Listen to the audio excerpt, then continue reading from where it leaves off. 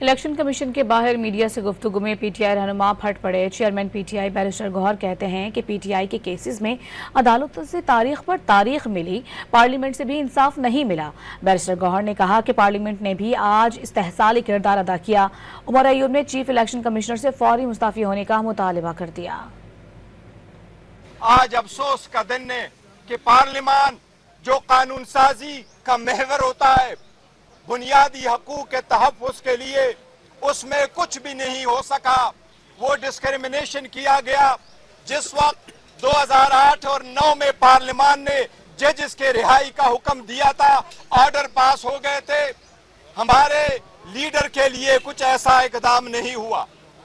ہمارے کیسز پہ تاریخ ملی، ججمنٹ ریزرو ہوئے، آج تک کوئی آرڈر نہیں ہو سکا۔